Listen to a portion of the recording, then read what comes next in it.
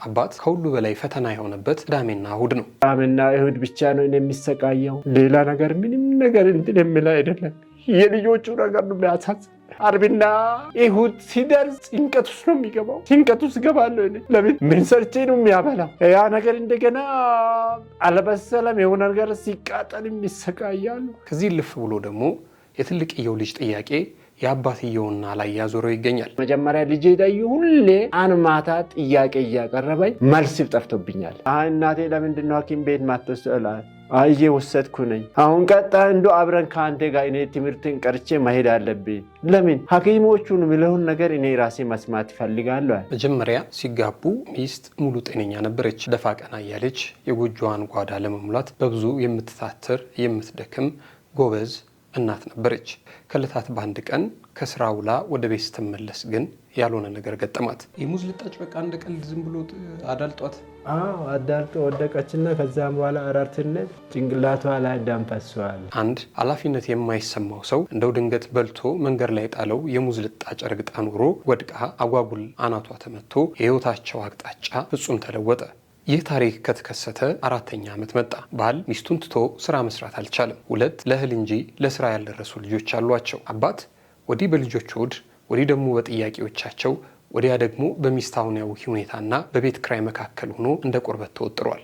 ማላ የምናገረው ነገር ይጠፋል። ጥዬ መሄድም ልጆች ናቸውና ባለቤቴ ናቸው። ዳና በሆነች ሰዓት ነው የተጋባሁት። በቃ በጣም ተቸገርኩ። በበኋላ ላይ ቆሮቆር እንዲሉ አባት አቶ ዳንኤል ባንክ ቤት እኛ የላክንለትን ብር ለማውጣት ይሄዳል። ባንክ ቤት ሲሄድ የገጠመው ነገር ደግሞ እጅጉን የሚያሳዝን ነበር። ቆምኩ። ምን ነው ብርህን ተቀብለሃል? ደረሰኝ ነው ሰጥቼ ያለው ምንድን ነው የጠበቅከው አለች። ጥበቃዎቹም እኔም ልክ እንትን ካልኩ በኋላ ወደ ውጭ ስንወጣ ከፎቅ ወርደን ስንወጣ ምንም የሚያገኘነው ነገር የለም። እንዲህ ያለውን መከራ ለማንም አይስጠው። ውድ የጊዜ ሚዲያ ቤተሰቦች እንዴት አላችሁ? በያላችሁበት የዓለም ጫፍ በያላችሁበት የሀገር ጥግ ሁሉ ሰላም፣ ፍቅር፣ ጤና ትሆኑ ዘንድ ዘወትር ምኞታችን ነው። ኤልያስ ደግነት ነኝ። የምትከታተሉት ጊዜ ሚዲያን ነው። በዛሬው መሰናዷችን በአንዲት ተበልታ በተጣለች የሙዝ ልጣጭ አማካኝነት የአንድ ቤተሰብ ህይወት እንዴት እንደተመሰቃቀለ የምትረዱበትን የምትገነዘቡበትን ፕሮግራም ነው ወደ እናንተ ይዘን የቀረብ ነው። ክፍል 1ን ከዚህ በፊት ይዘን መተን ነበር። ምናልባት ይህንን ፕሮግራም ያላያችሁ ካላችሁ መለስ ብላችሁ ልትመለከቱ ትችላላችሁ። አብራችሁን ቆዩ። ጊዜ ሚዲያን ሰብስክራይብ ያላደረጋችሁ ካላችሁ ሰብስክራይብ በማድረግ ቤተሰብ እንድታደርጉን ከወዲሁ በትህትና ጠየቅን። ክበሩልን።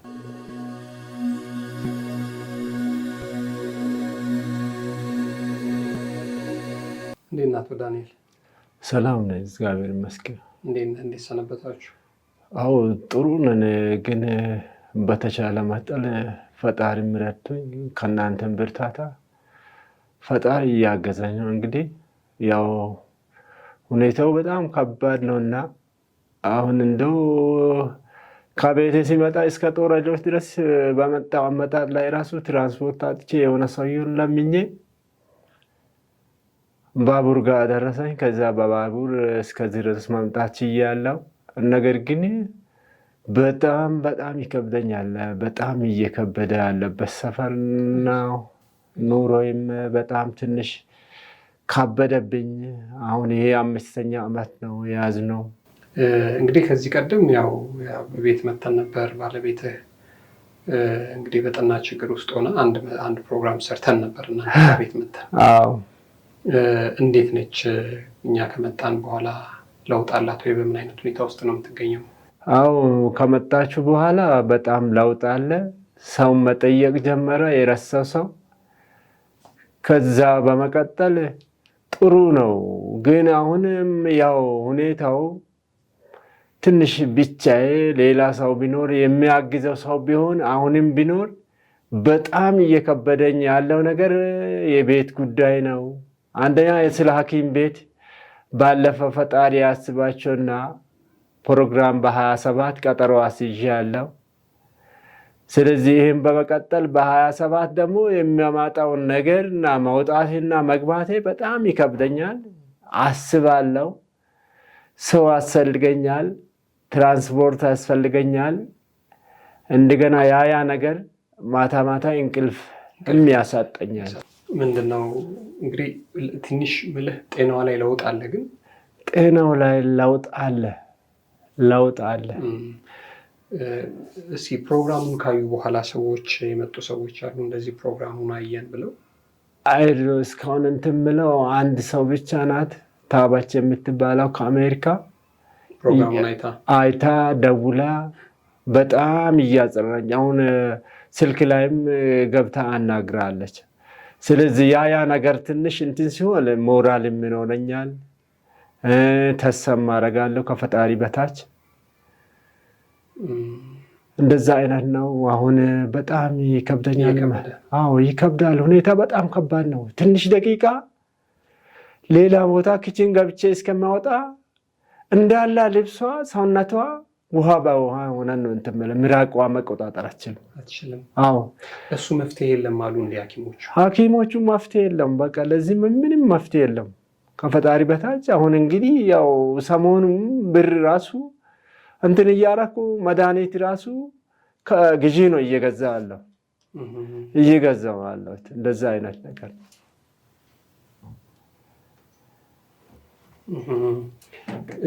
እንግዲህ ሕክምና አቋርጣ እሱን አስጀመራት ብዬ ነበር። እንዴት አደረጋችሁ? እሱ 27 ነው ቀጠረው። መድኃኒት በግዢ እየተገዛ ነው አሁን ያላት። ስለዚህ እዛም ቦታ በቃ በጣም ከበደ። የሆነ ነገር መድኃኒት ሊገዛውቼ ብቻዬ እያወራው ነው ቤት የሚገባው። አሁን ራሱ መንገድ ጠፍቶብኝ በጣም ነው የተቸገርኩት። ሰውዬና በዚህ ሲለው በዛ እየሄድኩ ሀሳብ የገባች እስካሁን እንዴት ነው የሚተውነው? ያቺ እንግዲህ ቤት ውስጥ መቀመጥ እንጂ አንስታ ሽንቷ ቢመጣ እንትን ማድረግ አትችልም። እሱን ነው ልጠይቅ የፈለኩት። ዛሬ እኛ ቢሮ ድረስ ነው የመጣኸው። ለማን ነው ትተሃት የመጣኸው? አንድ ዘመድ ጠራዋትና አጠገቡ ላይ የሆነ ዝንብ ሲመጣ አንዳንድ ነገር እንትን ታረጋለች። ፎጣ ምናምን አዘጋጅቻለሁ ከንፈሯ ላይ ምናምን ዝንብ እንዳይቀመጥ ጠራርጋሽ ይህን ነገር እንደዚህ አድርግ ብያት። አሁን ሽንቷ ከመጣች እዛ ውልቸሪዋ ላይ ነው የምትሸናው። ሄጄ አደርቃታለሁ ምን እላታለሁ። ስለዚህ አየህ ቶሎ መሄድ አለብህ። ልጆቹስ አሁን እንዴት ናቸው? ልጆቹ ምን ይበላሉ? ዛሬ ቅዳሜና እሁድ ሲሆን ይቸገራለሁ። መንግስት ነው የሚቀልበው፣ ትምህርት ቤት ነው የሚቀለቡት። ቅዳሜና እሁድ ብቻ ነው የሚሰቃየው። ሌላ ነገር ምንም ነገር እንትን የሚል አይደለም። የልጆቹ ነገር ነው የሚያሳዝን። ይህን ልጆች ወንድ ልጆች ናቸው። ጥዬ መሄድም እንትን ማለት በጣም ይከብደኛል።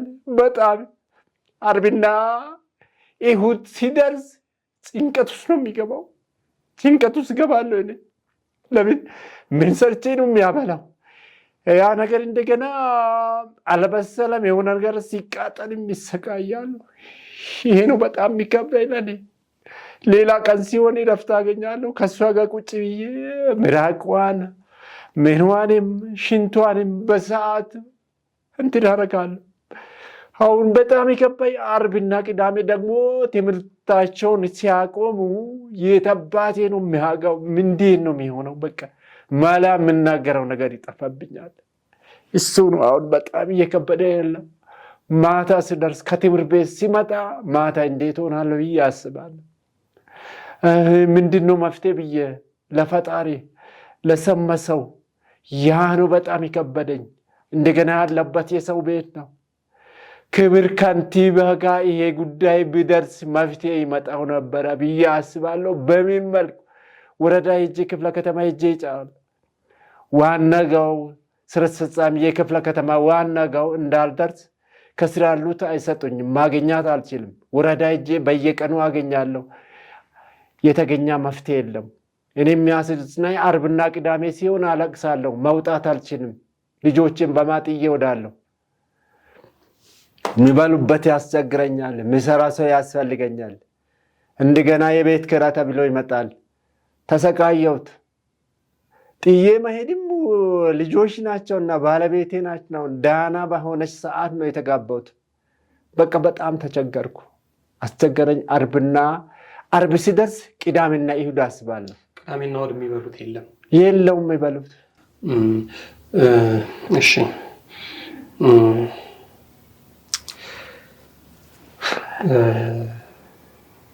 ቆይ አይዞኝ። መድኃኒዓለም ያውቃል። እግዚአብሔር ያውቃል። ከባድ ነው አውቃለሁ። እንግዲህ አሁን ባለፈው ሕክምናዋ እንዲቀጥል ተነጋግረን ነበር አይደል? ያው ትራንስፖርት ተቸገረን ብዬ አሁን ለ27 ተቀጠርኩ አልከኝ። ቅድም ደግሞ ስናወራ ድጋሜ ተዘረፍኩም አልከኝ። ተዘረፍኩ። ባንክ ቤት 2500 ብር ላወጣ ስልኬን ሰጥቼ መጣሁ። እንዴት ሰጥቼ ማለት? በቃ በዚህ መጥቶ ቀን ዛሬ ስንት ነው አለ። ቀን 06 ዛሬ 6 ነው እዛ የተጻፈው ነው አልኩ። በዛ መጣና እንደገና ማውጫ ወረቀት ምናምን አለኝ። አረ እዛ ጋር ጠይቃለሁ። ከዛ ብር አውጥቼ መጥቼ ብርን በእጅ እንደያዝኩ ስልኬን በቀኝ እጅ አውጥቼ ሰጠውና ከዛ ቆምኩ። ምን ነው ብርህን ተቀብለሃል? ደረሰኝ ነው ሰጥቻለሁ። ምንድነው የጠበቅከው አለች። አይ ስልኬን እኮ አውጥቼ ሰጠው ስል ጥበቃዎቹም እኔም ልክ እንትን ካልኩ በኋላ ወደ ውጭ ስንወጣ ከፎቅ ወርደን ስንወጣ ምንም የሚያገኘነው ነገር የለም። እንግዲህ ያ ፕሮግራም በጣም አይምሮን እንትን አደረገኝ።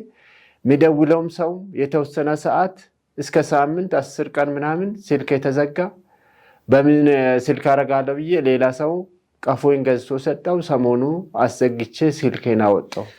ፕሮግራሙ የሄደ ጊዜ ነበረ ስልኩ ሰዎቹም ደውለው አጥተዋል ማለት ነው?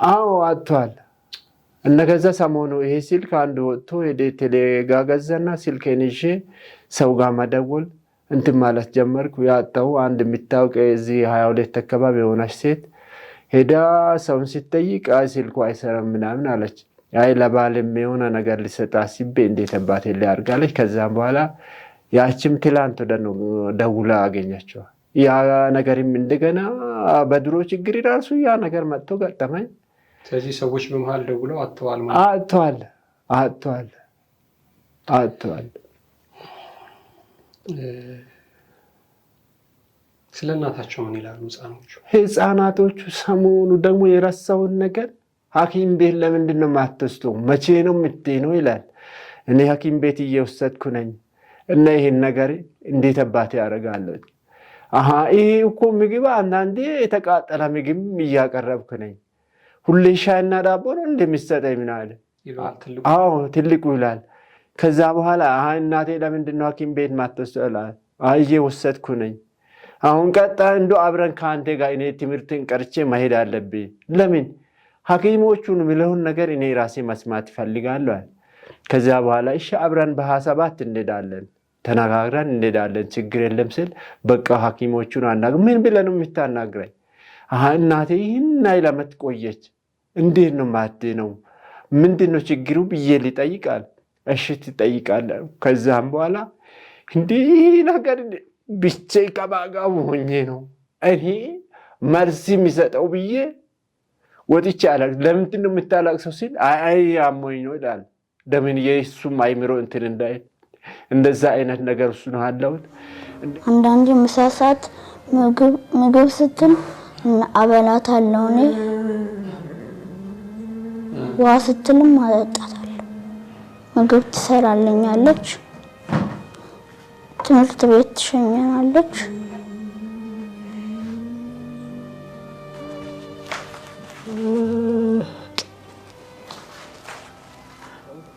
እንደገና ያ ነገር ትንሽ ራሱን ካወቀ በኋላ ትንሹም መሆን መጠየቅ ጀመረ። ማማ መቼ ነው የምትሄነው?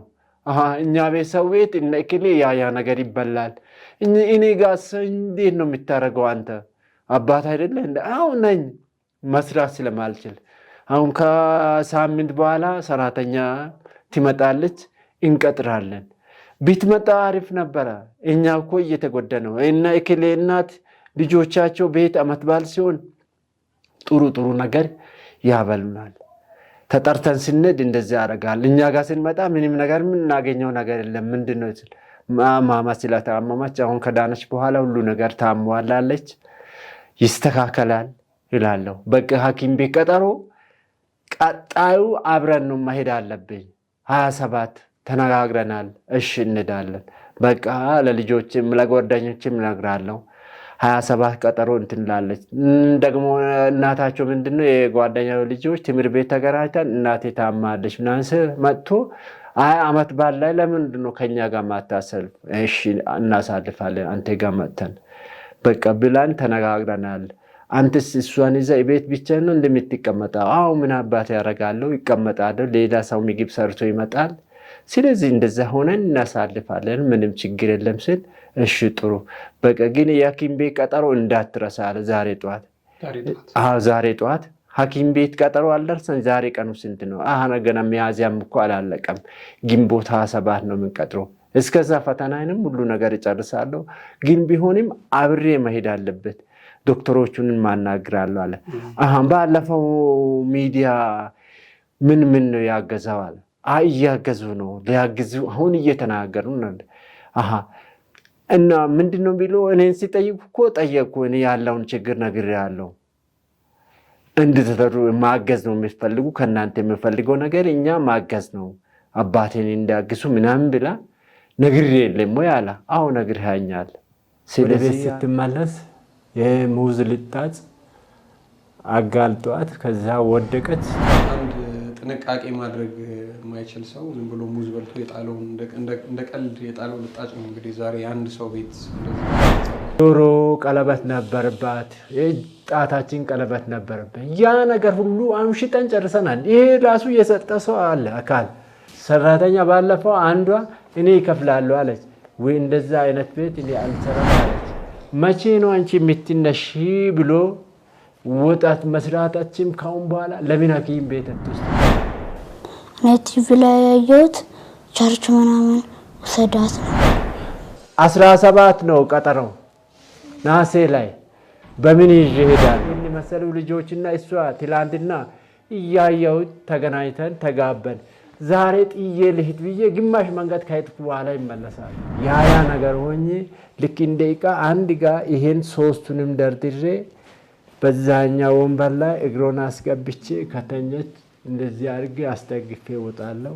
ስለዚህ ያ ነገር ይመጣል አይዞ ብዬ እናገራለሁ። ልጅ እንግዲህ ያው እንዳልኩ ነው። ምናልባት ወይ በመሃል ስልኩ መጥፋቱ የሚደውሉ ሰዎች አጥተው ሊሆን ይችላል። ያንተን ጉዳይ የእናንተን ጉዳይ በተመለከተ ግን ያው አቅም በፈቀደ መልኩ ዝም አንልም፣ እግዚአብሔር በረዳ መልኩ። እንግዲህ ያው እንዳልኩት ነው። እኔ ብዙ ነበር ማሰብ የነበረው ለበዓለም፣ ግን ውጭ ያሉ ሰዎች ያው እንዳልኩት አሁን እነሱም ሀገር ፖለቲካቸውም ጥሩ ስላልሆነ ጦርነቱም ስላለ እንደጠበቅኩት አይደለም እንጂ መጥቼ በደንብ እንደውም ያገዙትን ማድረግ ብችል ሸጋ ነበረ።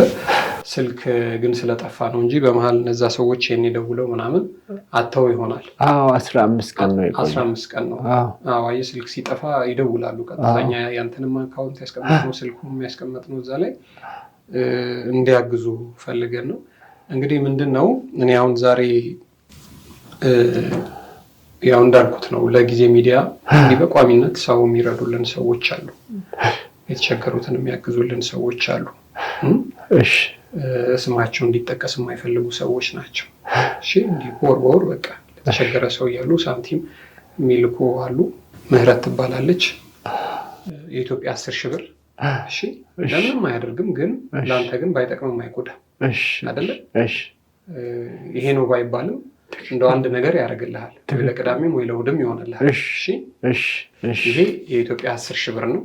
ፈጣሪ ከረዳን ወደፊት ደግሞ እንደዚሁ ሰዎች እንጠይቃለን። ይሄ ቪዲዮ ተቆራርጦ ሚዲያ ላይ ወጥቶ በዛም በዚህም አስተዳደሮችም የከተማውም ሁሉም ሰው እንዲያው እናደርጋለን። ከነስልክ ነው የምናስቀምጠው። አዲስ ነገር ከተፈጠረ አሁንም ደግሞ ሰዎች እናግዛለን ካሉ እኛ አንረሳ። እኔ እናንተ ጋር መጥቼ በምን ያህል ልክ እንደታመምኩ አውቃለሁ። ልክ ነህ። በጣም በቃ ልቤ ተሰብሮ ነው። ትክክል። በጣም ለጤና የሚያሰጋ ደረጃ ድረስ እስከደርስ ድረስ ነው የሆንኩት በሷ ጉዳይ አይቼ። ስለዚህ አንዘነጋም። እዚህ ድረስ ስላስመጣው በጣም ይቅርታ። እንዳየኸው ብቻዬን ስለሆንኩ ነው። እሺ ቶሎ መሄድ ስላለብህ ለሆነች ነገር ትሆናለች አይደለ? ትሆናለች። ባትጠቅምም አትጎዳም። ትሆናለች፣ በሚገባው ትሆናለች። የኢትዮጵያ 10 ሺህ ብር ነው። ሌላ ማለት የምትፈልገው ነገር ካለ ማለያ ደስ ያለህ ማለት ትችላለህ። አዎ እኔ በጣም ተጠርቼ መምጣት ራሱ ሲመጣ ራሱ ያሰብኩት ይሄ 10 አይደለ 1500 ብር ካገኘሁም በጣም እደሰታለሁ። ፈጣሪ ያስባቸው። ግን የኔ ነገር አሁን ማለት የሚፈልገው ነገር ምንድነው? ቤቱ ዙሪያ በጣም በጣም በጣም በትልቅ ችግር ላይ እንዳለ ህዝቡም ያውቃል፣ አስተዳደሩም ያውቃል። ግን ከንቲባ ጽሕፈት ቤት ይህ ነገር እንዲደርስ የሚፈልገው ክብር ከንቲባ ጽሕፈት ቤት ደርሶ መፍትሄ እንዲያገኝ በቤት ዙሪያ ላይ በጣም ከፍተኛ ሃርድ ችግር ስላለ ኢትዮጵያ ህዝብም ይሄ ነገር ሰምቶ እንዲደርስ ይፈልጋሉ፣ እንድታደርሱ ይፈልጋሉ። በጣም ችግር ውስጥ ነኝ።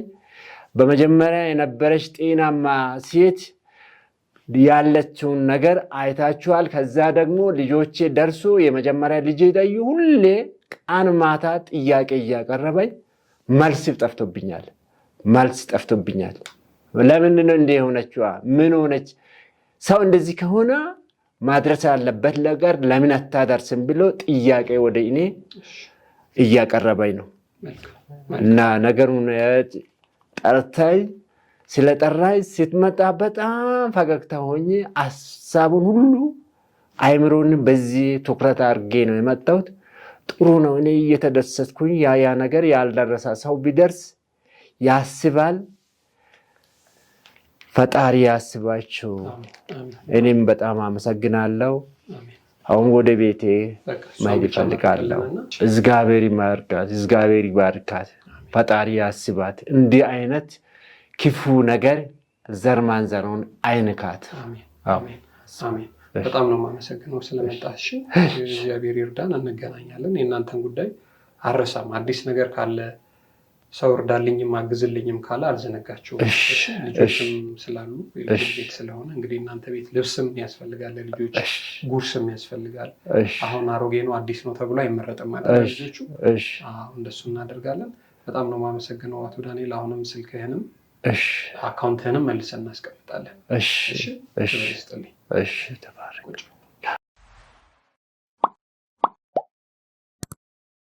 የተወደዳችሁና የተከበራችሁ የጊዜ ሚዲያ ቤተሰቦች ከአቶ ዳንኤል ቤተሰቦች ጋር የነበረን ቆይታ ይህንን ይመስላል። አብራችሁን ስለቆያችሁ እጅግ በጣም ከልብ አድርገን እናመሰግናለን።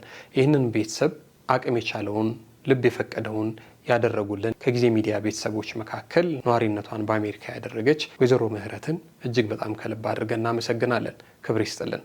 ሌሎቻቸውም ይህንን ቤተሰብ ማገዝ የምትፈልጉ ከሆነ ስልካቸውንና አካውንቶቻቸውን በሀሳብ መስጫ ሳጥን ላይ ፒን አድርገንላቸዋል። አብራችሁን ስለነበራችሁ እናመሰግናለን። ክብር ይስጥልን።